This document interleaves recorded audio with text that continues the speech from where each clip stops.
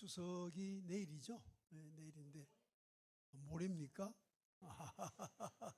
하도 오래 노니까 언제가 추석인지도 모르겠어요. 뭐 다들 지금 뭐 외국 나가고요. 뭐, 뭐 지방 놀러 가고 다들 그러더라고요. 그래서 추석이 언제인지도 모르겠어요. 하여튼 반갑고요. 제가 한번 그 실험을 지금 하고 있어요. 뭘 실험하고 있냐 하면 아침은 먹고 점심은 먹고 저녁을 안 먹는 거예요. 요즘 실험을 하는데 거의 한 2달 정도 실험을 하는데 저로서는 대단히 좋아요. 저로서는. 왜냐하면 별로 일을 안 하잖아요. 그 일을 하는 사람은 많이 드셔야 돼요. 3끼 다 드셔야 돼요. 일하는 사람이 만약 2끼 드시고 한 끼 안 드시면은 영양 결핍이 와요. 그런데 일을 안 하시는 분들은 별로 에너지를 쓰지 않는데 자꾸만 이렇게 드시면 영양 과다야. 그래서 몸에다가 비축이 돼요. 그러니까 어떻게 된다? 살이 찌기도 하고 또 이제 피가 흐르는데 방해도 주고 그래서 오히려 영양 과다는 비축을 시켜서 건강에 좋지 않아지는 것 같아요. 그리고 이 장이 좋아져, 장이. 왜냐하면 위장도 휴가 주고 췌장도 휴가 주고 담양도 휴가 주고 그다음에 그 대장, 소장 다 휴가를 주잖아요. 그러니까 오후 3시부터 시작해서 그 다음 날 6시까지 아무것도 안 들어가니까 물만 들어가니까 우유도 안 먹어요. 예, 안 들어가니까 쉬니까 굉장히 컨디션이 좋아지는 것 같아요. 그래서 뭐 아침부터 죄송하지만 변도 더 좋아지고요. 그래서 한번 그 용기 있는 분들은 시작해 봐라. 한번 저하고 같이 해보자. 그래서 이제 아침 드시고 그 다음에 점심 드시는데 그 대신 부탁할 것은 단백질을 드셔야 돼. 단백질 드셔야 되는데 이 콩 있잖아요. 콩. 두유가 제일 단백질 좋은 단백질입니다. 세계에서 제일 좋은 기름은 들기름. 네. 뭐 올리브 기름이 좋다, 뭐가 좋다 다 소용없어요. 세계에서 들기름이 최고 좋아요. 그 다음에 단백질 중에 제일 좋은 게 콩이에요. 네. 그래서 이 콩 드시고 들기름 드시면요 굉장히 좋거든요. 제가 진작 좀 생각을 미리 했으면 들기름을 좀 준비할 걸. 이 들기름을 생으로 짜거든요. 생으로 짜면은 제가 시골 갔더니 22,000원 하더라고요. 그러니까 볶지 않고 그냥 짠 거 있잖아요. 국산 들기름 그냥 짠 거. 그걸 하루에 아침에 그 숟가락, 녹숟가락 가지고 한 숟가락만 먹어주면 굉장히 좋아요. 그래서 이제 그렇게 뭐 세계에서 제일 좋다는 걸 아시면 돼요. 그거 드시고 그다음에 두유 드시고 그리고 일 안 하시는 분들, 일 하시는 분들은 3끼 다 드셔야 돼. 일 안 하시는 분들은 특히 연로하신 분들은 좀 앉아있는 시간이 많잖아요. 이런 분들은 저녁을 드시지 말아야 돼요. 그럼 저녁에는 이제 위장이 언제부터 노느냐 하면 8시에서 9시 사이에 위장이 휴가를 가요. 일 안 해, 위장은. 그러니까 그때 뭘 넣어 놓으면 위장이 더부룩하게, 그렇잖아요. 음식만 받아놓고 이 주물르질 않아. 그냥 위장이 그냥 남아있는 거야. 그러니까 아침 돼서 6시 돼서 위장이 시작하거든요. 그러니까 위장이 9시부터 6시까지 노는데 음식을 넣어 놓으면 그 안에 좋지 않죠. 부패도 되고 그렇잖아요. 이 안에 그 우리가 온도가 36.5도잖아요. 그 음식이 가만히 있으면 부패하잖아요. 그러니까 또 방구가 막 나오고 가스가 막 나오는 거예요.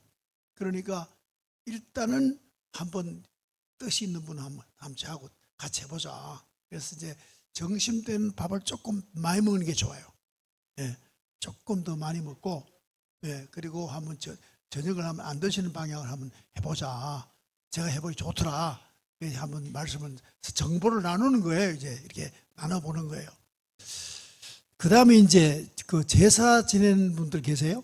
명절날. 그러니까 추석날 제사 지내세요? 지내세요? 좋은 거 하시네요. 네. 그 제사가 좋은 거거든요. 참 좋은 건데 이제 그걸 갖다 잘못 오해를 해서 기독교에서는 안 하고 있거든요. 본래 제사 시작은 그 부모님에 대한 감사예요. 부모님에 대한 감사. 돌아가신 부모님, 고맙잖아요. 뭐 모든 게 다 고맙죠. 옛날 어려운 농경 시대 때는요, 자식 키우는 일이요 너무 힘들잖아요. 네? 저도 어릴 적에 우리 부모님들이 나를 어떻게 키우는 걸 생생하게 기억해요. 참 힘들었어요. 그래 키워주신 그 은혜가 고마워서 돌아가신 후에도 계시는 걸로 생각하고 밥 한 그릇 떠놓자. 네. 참 좋은 취지로 시작된 건데 그게 뭐가 이제 들어가 버리냐 하면은 귀신이 와서 먹는다. 이렇게 돼버린 거예요. 이제 귀신이 안 오거든요. 그냥 마음으로 우리 부모님들 참 고맙다. 우리가 명절 다 했는데 우리끼리 먹는 건 말이 안 된다. 우리 부모님 그 밥 한 그릇 뜨자. 잡수는다고 생각하고 그 얼마나 좋은 생각이에요. 네. 근데 그것 하나 더 붙여가지고 귀신이 와서 먹는다. 먹기를 뭘 먹어. 그것도 이제 뭘 붙이느냐 하면 조상이 복을 준다. 이래 된 거예요. 그래서 뭐 돈 있는 사람들은 그 돌아가시면 이제 그 묘소 좋은 데 쓰려고 그래서 뭐 좋은 땅 찾아서 명당 자리 찾아서 그 묘 쓰고 그러잖아요. 그거 다 미신이에요. 그거 다 그 헛소리고요. 조상은 돌아가시면 그걸로 끝이에요. 어디 가시느냐? 하나님께 가신다고요. 그리고 이 땅에는 하나님이 다 관장하시지 조상이 관장하는 게 아니야. 복을 하나님이 주지 조상이 주는 게 아니라고요. 그래서 기독교에서는 사실 제사를 없앴는데 저는 우리 4대째 예수 믿어요. 그러다 보니까 제사를 몰라요. 어떻게 드리는지도 모르고 뭐 분위기가 어떤지 모르죠. 책에서만 봤지 몰라요. 모르는데 한 가지 부러운 거는 우리 친구들은 제사를 지내니까 떡을 먹더라고. 우리는 제사 안 지니까 떡이 없어. 그렇죠? 그런 게 좀 부럽더라고요, 보니까. 어릴 때. 근데 이제 제사를 안 지내고 쭉 이제 대대손손 지내오다 보니까 애들이 버릇이 없어. 예. 일단 제사를 딱 지내면요, 서열이 딱 매겨져요. 그렇죠? 삼촌이 먼저, 그 다음에 조카가 다음, 있잖아요. 그 뭐 예수 믿는 집에는 그런 거 안 따져요. 그러니까 제일 어른이 가난하기가 제일 어른이야. 가난하기가 제일 애 울면 쟤부터 밥 줘라. 아예 기도하기 전에도 애부터 밥 줘 이렇게 됐거든요. 그러니까 이 기독교 가정은 가만히 보니까 우리 집 보니까 애들이 예절이 없어요. 예절이 없고 부모 공경보다는 하나님 공경을 더 잘해. 우리 애들 보면 그래요. 하나님한테는 잘하는데 나한테는 별로야. 그렇게 되더라고요. 그래서 사실 어떤 때는 좀 순수한 때도 있고요. 그런데 어쨌든 그 이제 제사는 참 좋은 건데 잘못 이해해서 이제 우리에게 큰 피해를 많이 준 경우도 많거든요. 왜냐하면 애 등록금도 주지 못하면서 제사상은 제일거든요. 그 말이 안 되잖아요. 그뿐만 아닙니다. 제사 지내기 위해서 논밭전 집 팔아가 제사 지내요. 그런 집도 있어요. 그래서 망했어요. 어찌됐든 제사의 피해가 더 컸단 말이에요. 그래서 제사를 결국 이제 없애자 이렇게 기독교에서 안 하기로 했거든요. 그러나 부모 공경은 꼭 하는 걸로 가르쳐요. 교회에서는 부모님 꼭 공경해라. 부모님 공경해라. 이렇게 가르치는데 그 유교식 하드보다는 형식은 조금 이렇게 좀 이렇게 덜 형식적이에요. 질적으로 가르치죠. 그래서 그런지 모르지만 좀 무례한 점이 없잖아 있다 이런 걸 생각을 요즘 생각이 나요. 그전에는 몰랐는데 남의 자손 때는 몰랐는데 조상돼 보니까 이제 그런 걸 알게 되겠어요. 어쨌든 그건 그만큼 얘기하고요. 오늘은 뭔 얘기를 하고자 하냐면은 내가 이 땅에 왜 왔을까?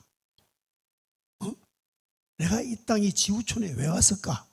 이 지구라는 돌멩이에 왜 내가 태어났을까? 그걸 좀 생각해 보려고 그래요. 내가 왜 태어났을까?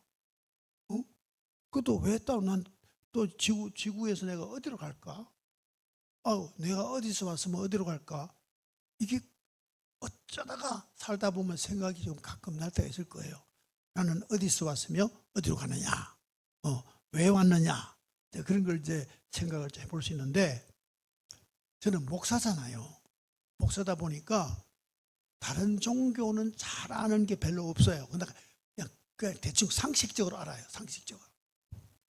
근데 불교는 가서 이제 우리 친구 선임한테 물어봤어요. 자, 불교에는 왜 사람이 이 땅에 오고 왜 또 이 세상에서 떠나가냐 물어보니까, 불교에서는 전생이죠. 전생. 전생의 업보를 잘 자기가 이제 감당을 하면 사람으로 이제 여러분 다 업보를 전생에 잘 감당했기 때문에 이제 이 지구촌에 사람으로 왔다, 그렇게 보는 거예요. 그런데 이제 아니 이 금생 현재 우리가 잘 못하면 또 엉뚱한 이제 몇 주가 되든지 뭐 엉뚱하게 된다는 거예요. 그래서 이제 그런 얘기를 하더라고요. 그래서 그러면 이 땅에 온 거는, 사람으로 온 거는 전생의 업보를 잘 감당했기 때문에 사람으로 태어났다, 이런 얘기예요. 이제 그렇게 이제 일단 설명을 하더라고요. 그래서 그러냐, 그러고 뭐 반발할 것도 없고, 그건 뭐 본 사람도 없고 따질 것도 없고, 그래서 이 종교 얘기는 믿든지 안 믿든지거든요. 따져가 해결될 문제가 아니라고요. 그러니까 그러냐, 그러고 그만 끄떡끄떡하고 이제 맞췄어요.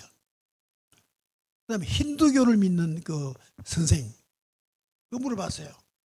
그 인생은 왜 이 땅에 태어났냐? 그러니까 그거는 우주 만물의 원리라는 거예요. 그 어떤 원리에 의해서 이 땅에 왔다는 거예요. 그 원리가 뭔지 설명 안 해요. 어떤 원리가 있대. 그래가 사람이 이 땅에 왔대요. 이제 그런 얘기예요. 하여튼 뭐 각각 얘기 있어요. 그런데 기독교 이 성경은 뭐라 그러냐면요, 성경은 하나님의 아들이 되기 위해서 왔다는 거예요. 놀라운 얘기죠. 그중 제일 낫더라고요. 우리가 이 땅에 왜 왔어? 하나님의 자녀 되기 위해서 왔다는 거예요. 다시 말해 뭐냐 그러냐, 이 땅에 하나님께서 예수님을 보내가지고 너희가 하나님의 아들이라는 걸 알고 믿으라, 그 약속, 그 은혜를 입기 위해서 이 땅에 우리가 태어났다는 거예요. 여러분 보세요.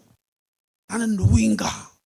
이것 가지고 스님들은요, 그걸 생각하면서 평생을 지내는 분도 계세요. 화두를, 나는 누구인가? 그러니까 평생 그것 가지고 고행을 하고, 그것 가지고 참선을 하고, 그것 가지고 뭐 계속 도를 닦는 분이 있잖아요. 그 아주 중요한 그 질문인데, 나는 누구인가 물으면요, 예수 믿는 분들은 하나 없이 뭐라 그러냐면 나는 하나님의 자녀다, 이렇게 얘기해요. 그러니까 이게 하나님의 자녀지, 이게 보통 큰 문제가 아니거든요. 하나님의 자녀라는 게. 그렇죠? 하나님의 자녀라는 거예요. 그래서 이 땅에 우리가 왜 왔느냐? 이 땅에 온 이유는 하나님의 자녀 되기 위해서 이 땅에 왔다는 거예요. 응? 그럼 어떻게 되느냐? 복음, 예수님께서 말씀하신 말씀을 믿으면 하나님의 자녀가 되는 거예요. 예수님이 이 땅에 오셔서 가장 첫 번째 가르침이 뭐냐면 너희는 하나님의 자녀다. 하나님을 아버지라 부르라. 그렇게 말씀하신 거예요. 그럼 교회에서 기도할 때 하나님 아버지 그러잖아요. 교회들 보면 다 그렇게 얘기해요. 하나님 아버지. 네. 그러니까 우리가 이 땅에 온 이유는 하나님의 자녀대로 되기 위해서 왔다 하는 말은 예수님 말씀을 듣고 믿으면 하나님의 자녀가 될 수 있는 기회가 된다, 그 말이죠. 네? 기회가 된다. 저는 여러분에게 오늘 중요한 부분이 뭐냐면 하나님의 자녀인 걸 우리가 꼭 좀 믿어야 된다는 말씀을 드리고 싶어요. 하나님의 자녀가 된다는 걸 꼭 믿었으면 좋겠다. 제가 엊그제도 이제 장례를 다 이제 또 주관했어요. 장례 그 예식을 제가 다 주관하잖아요. 목사니까 뭐 그런 일 많이 해요. 많이 합니다. 많이 하는데 항상 그 장례 예배를 드릴 때 딱 들어가서 이제 사진을 봐요. 사진 딱 보면은 제 마음에 어떤 생각이 드는 거 하니, 정말 참 이 땅에 오셨다가 그저 100년도 못 살고, 엊그제 돌아가신 분은 94세예요. 그래서 100년 못 살았어요. 못 살고 가시는데 얼마나 희로애락을 겪었을까, 이런 생각이 들어요. 좋은 일도 많았을 것이고 아픈 일도 많았을 것이고 괴로움도 많을 것이고, 그 사진 한 장에 그게 그려지는 거예요. 정말 얼마나 힘드신 일도 많으실 것이고 참기도 하고 정말 고생들 많이 하죠. 좋은 일도 많고. 그러다가 막상 보면은 자기 몸은 어디 가요? 냉동실에 있는 거예요. 냉동실에 있어요. 그 얼마나 춥겠어요. 냉동실에 들어가 보세요. 얼마나 추운가. 엄청 추워요. 그 냉동실에 계신단 말이에요. 그리고 이제 또 이제 3일 만에 어디 가느냐면 또 화장실 들어가는 거예요. 또 얼마나 뜨거워. 무슨 죄가 많다고 냉동실 집어넣고 화구에 집어넣고. 진짜 난 안 됐어요. 늘 그 장애 지낼 때마다 눈물을 흘려요. 그 화구로 들어가는 거 보면요, 눈물이 나요. 저 몸이 뭘 겪었는데, 한 7, 80생을 살면서 별거 다 겪은 한 몸인데 저걸 화구에 집어넣어서 저 뜨거운 데 집어넣어 태운다는 게 마음이 짠해요. 저는 늘 그래요. 눈물이 핑 돌아요. 어찌됐든 육신은 그렇게 끝이 나더라고요. 근데 요즘 보니까 법으로 만들어가지고요, 화장 안 하면 사망신고를 안 받아준대. 그러더라고. 야, 진짜 무서운 법이 생겼어. 너 불에 안 타 죽으면 사망신고 안 받아준다 이거야. 어쨌든 그래, 육신은 끝났는데 이 세상을 내가 살아보니까요, 눈에 안 보이는 것, 손으로 만질 수 없는 것, 소위 이성이, 우리 이성이 존재하지 않는다는 것은 영원해요. 뭔 말인지 아세요? 마음은 영원하잖아요. 네? 여러분 다 첫사랑이 있잖아요. 첫사랑은 영원히 남잖아요. 이미 지나갔지만, 그렇죠? 그때 그 가슴 속에 두근거리던 그 두근거림은 영원히 남잖아요. 마음이 없어지나요? 안 없어지지요. 네? 그러니까 이제 둘이 결혼식 이제 앞두고 과거에 처녀 때 뭐 어느 남자하고 데이트했던 사진, 뭐 그다음에 뭐 같이 뽀뽀했던 사진, 그거 다 태우잖아요. 태운다고 뭐 그 사건이 없어지나요? 속이는 거지. 마음이 안 없어지잖아요. 마음이 안 없어지는 것처럼 우리가 이성적으로 인식할 수 없는 것들은 영원히 남는다고요. 그렇다면 우리의 영혼도 영원히 존재하는 거예요. 그렇죠? 우리 영혼도 영원해요. 그래서 영혼 불멸설이라는 말이 있잖아요. 영혼은 없어지지 않는다, 그런 말이 있잖아요. 있는데, 근데 이 영혼이 우리가 제사 지낼 때는 어떻게 받느냐 하면은 구천을 떠돈다 그랬어.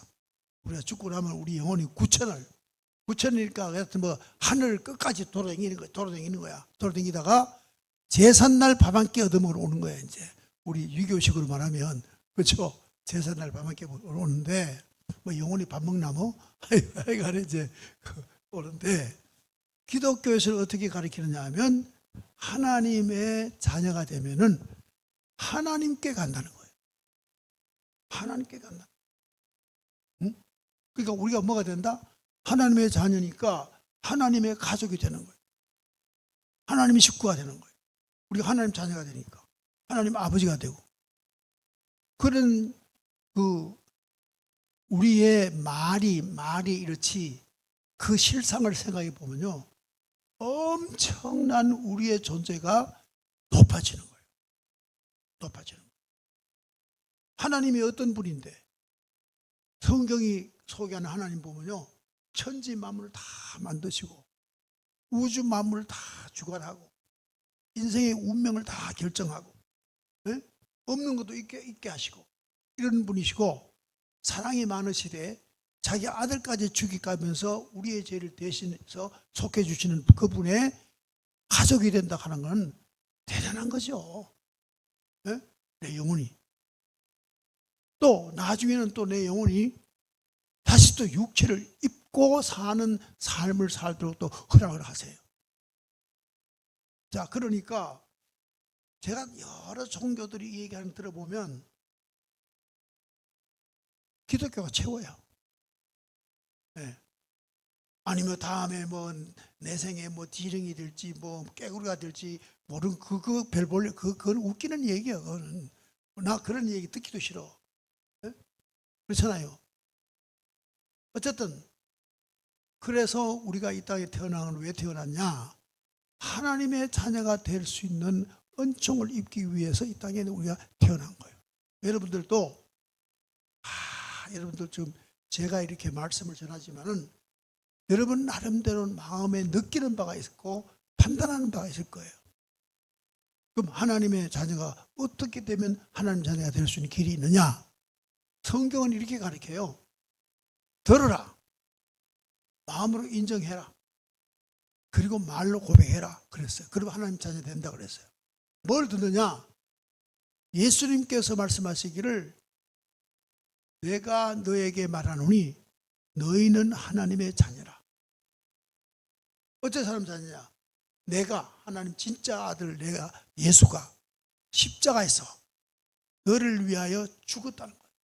너 죄 다 용서해줬고 너를 위해 죽고 내가 다시 살았으니까 너 위해서 내가 다 했으니까 너 값은 예수님 값만큼 동일한 값이라는 거예요. 그러니까 내 값이나 여러분 값이나 예수님 값만큼 동일한 값이라는 거예요. 가치가 예수님이랑 우리가 동일하다는 거예요. 그러니까 하나님의 자녀죠. 네? 그런 일을 했으니 이걸 네가 받아들여라, 믿으라는 거예요. 그게 바로 복음이에요. 믿기만 하면 돼. 듣고 마음으로 시인해야 돼요. 맞아. 예수라는 분이 이 땅에 오셨는데 나를 위해서 십자가에서 내 모든 죄를 용서하기 위해 죽고 그리고 내가 그분 덕분에 내 죄의 사함 다 받고 그다음 내가 죄로 죽을 수밖에 없는 나의 죽음을 예수님 십자가 대신 죽었으니까 이제 나도 이제는 죽지 않고 그분이 죽었으니까 난 산다. 부활한다. 그리고 그 다음에는 이제 그분께서 나보고 너는 하나님 아들이라고 그랬으니까 자녀라고 그랬으니까 나는 지금 하나님의 자녀다라는 걸 듣고 시인하고 입으로 고백하면 하나님의 자녀가 된다 그랬어요. 자, 그럼 고백은 뭐라 그럴까요? 고백은 어떻게 고백할까요?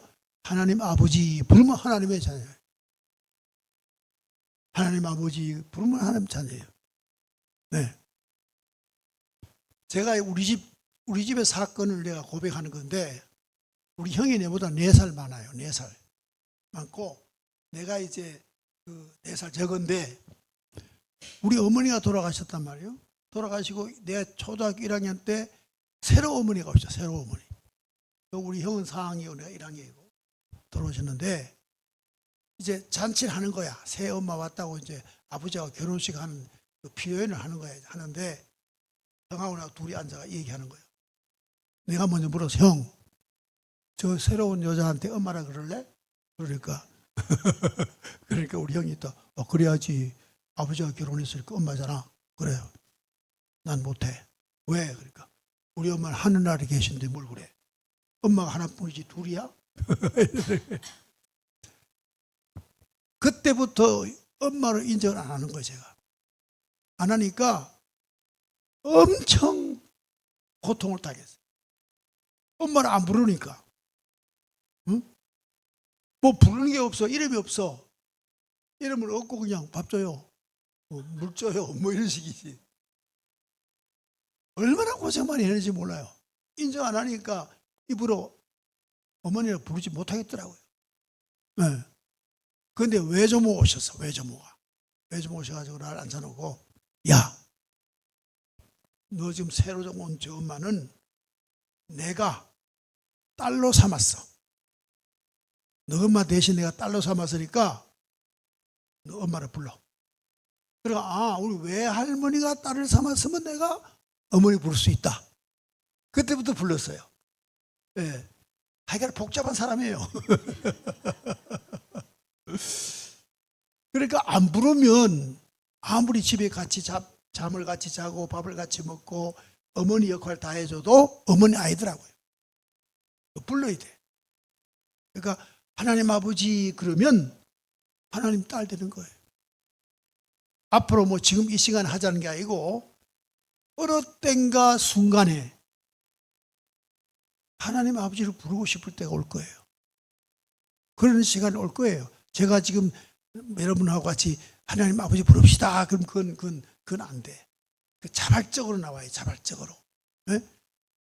여러분 저도 그래요. 저도 뭐 목사지만은 그냥 평소에는 그냥 지내다가도 특별한 일이 있으면 하나님 아버지를 불러요. 특별한 일이 있으면 뭐 그야말로 어려운 일이 있다든지 아니면 좋은 일이 있다든지 아니면 뭐 어떤 우리 교인 중에 어떤 뭐 병이 들었다든지 뭐 어려움이 있다 이러면 나도 모르게 하나님 아버지 불러요. 그게 진짜 부르는 거거든. 그렇죠? 형식으로 하나님 아버지 부르는 건 아니죠. 여러분들도 어느 얘기 듣고 언젠가는 어느 순간인가는 하나님 아버지 마음에서부터 우러나오는 부름이 있을 거예요. 그때부터 여러분 누구 된다? 하나님의 딸이 되는 거예요. 네, 딸이 되는 거예요. 그런데 하나님의 딸이 되면 어떤 결과가 오느냐? 그게 중요해요. 하나님의 딸이 되면 어떤 결과가 오느냐? 두 가지 마음이 생겨요. 하나는 뭐냐면 하나님은 나를 도우시는 사랑이시다는 생각이 들어요. 나를 도와주시는구나. 제가 일생을 한번 쭉 한번 그 생각을 해보면요. 여러분 식으로 말하면 예수 믿지 않은 사람 식으로 말하면 운수 좋은 사람이라고 볼 수 있고요. 예수를 믿는 저로서는 다 하나님의 사랑과 은혜예요. 모든 게 다. 여러분 제가 이 얘기를 하면요. 끝도 한도 없는 운수 좋은 얘기가 가득한 사람이에요. 제가. 네. 땅을 사놓으면 100배 오른다든지 뭐 얘기 뭐 하여튼 하나하나 뭐 군대 생활할 때 뭐 얘기 뭐 모든 거 얘기하면 야 저렇게 운수 좋은 사람이 있냐 그럴 거예요. 네. 진짜 하나님의 사랑으로 살았어요. 그리고 은혜로 살았어요. 지금 제가 목회도 76인데 아직 이렇게 목회를 할 수 있는 것도 하나님 은혜예요. 네. 정말 하나님 은혜. 하여튼 뭐 그 얘기 다 할 수 없으니까 언젠가는 제가 뭐 자서전 비슷하게 쓰면 알 수 있을 텐데 어떻게 말로 다 표현할 수 없어요. 하나님의 은혜로 일생 살았어요. 그걸 하나님의 은혜구나 하는 게 깨달아지는 게 뭐냐면 하나님의 자녀의 특권이에요. 특권이에요. 과거에는 내 그때 그 남자하고 결혼해야 되는데 이 남자 만나고 내가 팔자가 완전히 엉망이야. 이런 생각이 바뀌어가지고 그때 그 남자 안 만난 게 다행이지. 지금 남자가 진짜 잘 만난 거지. 하나님 은혜야. 이렇게 바뀌어요. 그럼 어떻게 된다? 자기 인생을 해석하는 것이요. 굉장히 긍정적으로 해석해요. 자기 인생의 삶을 긍정적으로 해석하게 되면 어떻게 된다? 행복한 사람이 되는 거예요. 진짜 행복한 사람. 자기 인생을 긍정적으로 해석하니까. 그렇잖아요. 근데 이제 나도 아들 셋을 길렀는데 어떤 놈은 참 공부 되게 못해요. 그 공부 못한다고 공부 좀 잘하게 시키려고 애를 먹었거든요. 애를 먹였는데 공부 못한 애들은 이게 안 돌아가. 머리가 좀 안 좋아. 안 좋아. 그 처갓집댁인 문제인지 우리 우리 윤가 때문에 그런지 모르지만 머리가 형제 중에 안 좋으니까 그런 거야. 근데 걔를 쭉 일생 보니까 끝까지 그 수준에서 안 넘어가. 공부도 못하고 실제 사회생활도 그렇게 예민하고 또 지혜롭고 그게 부족이라. 판단이 부족이야. 네. 내가 무슨 말을 하려냐면 가장 인생에 지혜가 있다면 자기 인생을 해석을 잘해야 돼요. 내 일생을 해석하는 해석을 잘해야 돼. 그러니까 자 현재 부부가 있잖아요. 현재 남편 만난 거에 대한 장점이 많이 생각되면 지혜로운 여자야. 근데 단점이 많이 생각되면 지혜롭지 못한 어리석은 여자예요. 어차피 같이 살아가, 어차피 애 놓고 어차피 현재까지 왔는데 그걸 죽인다 살린다 한다고 해결되나요? 마음만 상하지. 후회요? 암만 해봐야 보상이 없어. 후회는. 그때 이럴 걸 뭔 소용이 있어? 없어요. 그걸 긍정적으로 감사하는 마음으로 해석하면은 잘 만났네, 고맙네, 참 우리 남자 같은 거 없어, 이런 생각이 드는 거예요. 네. 어쨌든 하나님의 자녀가 되면요, 지혜로운 사람이 되어서 내 삶의 과거의 삶이나 현재 삶이나 그것도 미래에 대해서도 굉장히 긍정적으로 생각이 돼요. 그래서 소망의 사람이 된다, 그 말이에요. 네. 그래서 하나님의 자녀가 되면 내가 지금 당장 현상적으로 뭐가 막 바뀌는 게 아니고 현재 주어진 삶에서부터 하나님의 은혜를 깨닫고 내가 지혜로워져서 내 삶을 잘 이해를 해서 내가 스스로 자신이 행복된 인생으로 변화를 받게 되는 거예요.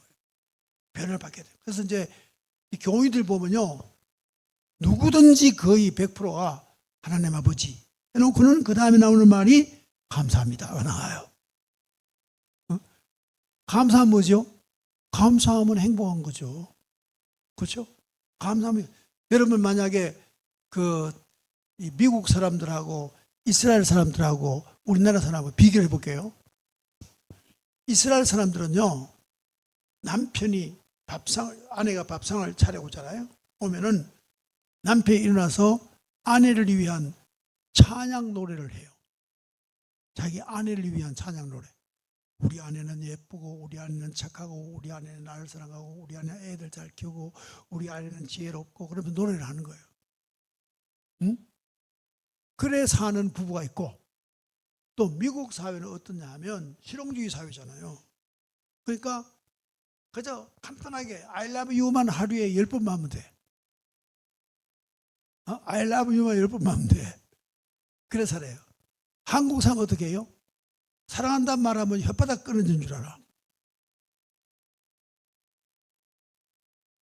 그럼 누가 행복하겠어요? 이스라엘 사람들이 행복하죠. 그렇죠? 여러분 만약에 남편이 매일 아침마다 여러분을 위해서 노래를 불러준다면 그 기분 괜찮잖아요. 그게 뭐 돈이 없다, 있다가 중요한 게 아니고, 남편 키가 적다, 크다가 중요한 게 아니고, 공부를 했다 안 했다 중요한 게 아니고, 아니 나 사랑한다고 노래해 주는데 그럼 됐지 뭐. 그 이상 더 바랄 게 뭐 있어요? 네? 그러니까 감사하는 마음이 있으면 인생을 행복하게 살 수가 있어요. 네.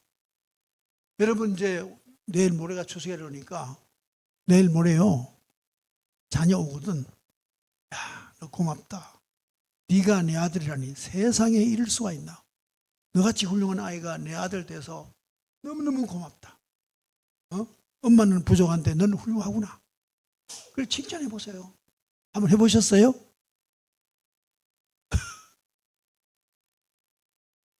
한번 애가요, 얼굴이 뻘겋게 되고요, 어쩔 줄 몰라 할 거예요. 행복해서. 그런 걸 해보세요. 야, 나는 능력이 없어서 너한테 교육도 제대로 못 시켰는데 넌 이 어려운 세상 어떻게 그렇게 열심히 일해가지고 그만큼 살고 사느냐. 너 진짜 대단하다. 진짜 엄마로서 너 볼 때 정말 고맙기 그지없다. 나는 항상 너를 자랑스럽게 생각한다. 그런 얘기 좀 해보세요. 그래야 명절이지. 자성이 오면은, 부모한테 오면 기분이 좋아져야 그게 명절이지. 그렇잖아요. 그래서 며느리 보고도요, 그러세요. 며느리 보고 제발 아주 이상한 표정으로 며느리 보지 마시고요. 야, 진짜만, 넌 진짜 좋은 여자다. 어쩌다고 우리 집에 시집을 와가지고, 이렇게 너하고 니하고 엄마 아빠 부르게 됐냐, 참 고맙다.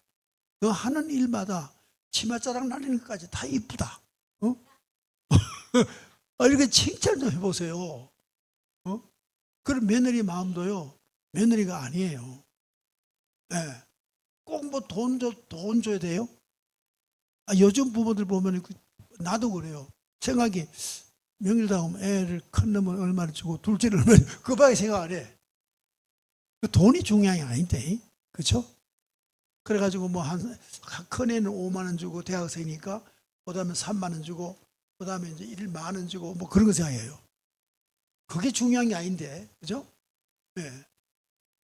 정말 우리가 하나님의 자녀가 되면요, 모든 생각하는 것이 지혜로워서 하나님의 모든 내게 한 일을 은혜로 감사하는 마음이 생겨요.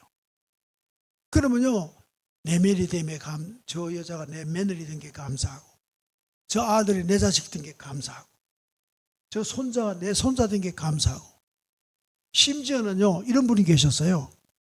손자가 태어날 때 소아밥이야. 소아밥이. 태어났는데, 그 할머니가 보면요, 야, 우리 손자는 걷는 게 다른 사람하고 달라서 참 좋다. 진짜. 진짜. 다른 사람하고 다르게 걷는 게 나는 참 좋다. 그래서 그 소아마비 된 그 손자가 자기로서는 그렇게 귀엽고 자랑스럽고 더 많이 사랑해주고 싶다는 거예요.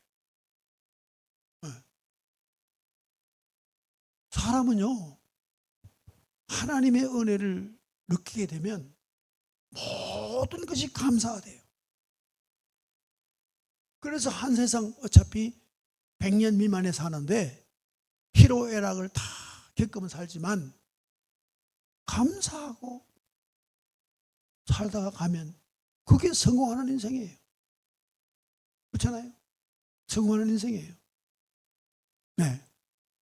저는 오늘 명절 이제 뭐 내일 모레라니까 명절 앞두고 제가 여러분에게 선물할 거는 여러분의 소위 말해서 여러분의 정체, 여러분 누군가, 여러분은 하나님의 딸들이다.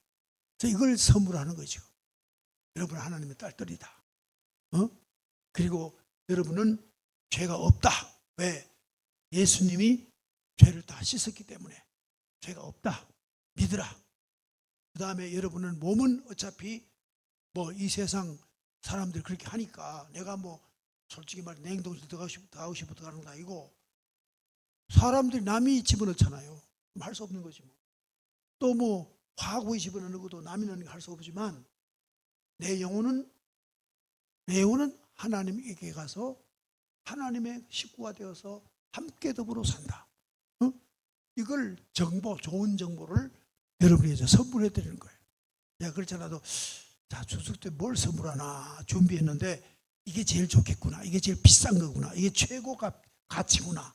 이 생각을 하고 여러분이 드리는 거예요. 다시 반복하는 거예요. 다시 반복합니다. 이 땅에 내가 태어난 이유는 하나님의 자녀 되기 위해서 태어났다. 왜? 복음을 듣기 위해 태어났단 말이죠. 그러니까 하나님의 말씀 듣기 위해서 태어났다 이 말이죠. 그러니까 하나님 말씀하시기를 너희 죄는 다 용서함 받았다. 예수 내 아들이 십자가에 죽었기 때문이다. 그러면 내가 다 용서한다. 우리가 죄 없어요. 용서 다 받았어요. 죄 없어요. 그다음 두 번째, 너 죄 때문에 죽는다.